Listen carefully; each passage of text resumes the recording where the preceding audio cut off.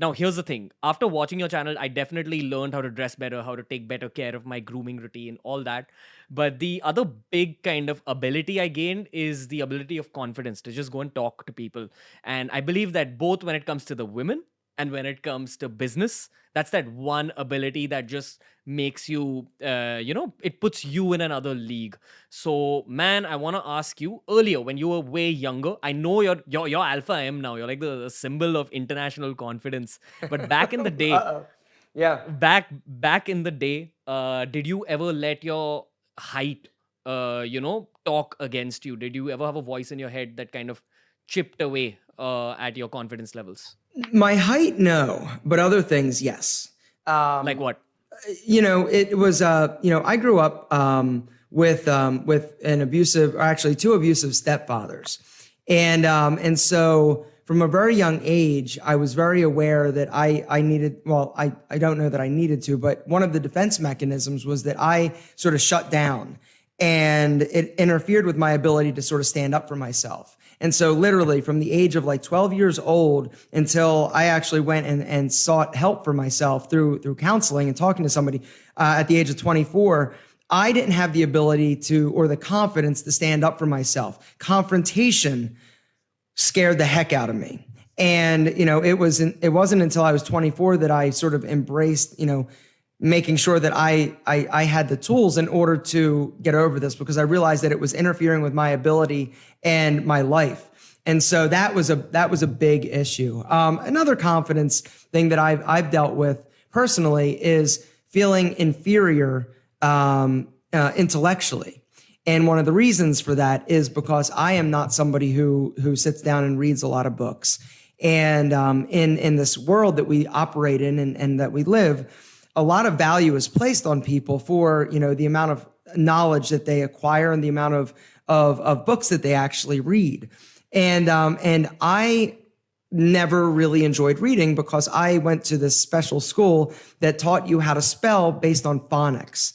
And it was, you would spell how the words would sound as opposed to how they really were spelled. And this was something that, for most kids, they have an easy ability to switch over. In first grade, I did not. And so reading and spelling had always been something that I had struggled with. Grammar and punctuation, I'm just not good at.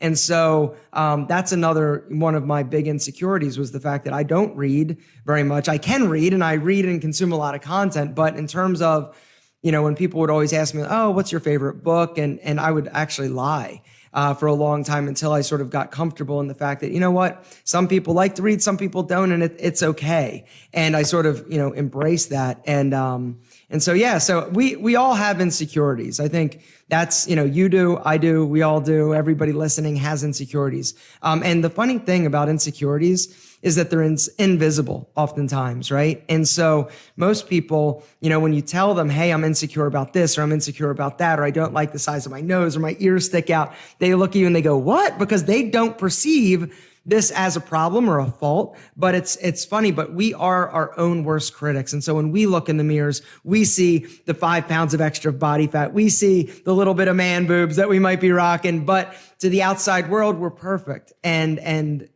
so yeah, insecurity, it's definitely something that I've struggled with. Mine have been obviously different than a lot of yours or people listening, but I think we all have them. Yeah, 100%. Mine, and I think I'm still dealing with it today. It's this fear of not making it as big as I want to make it in life, man. Like, I really, really want to become the Jack Ma of India, the Elon of India, and I think I'm on track with it. But it's just one of those things that I'm trying to make peace with as I grow up.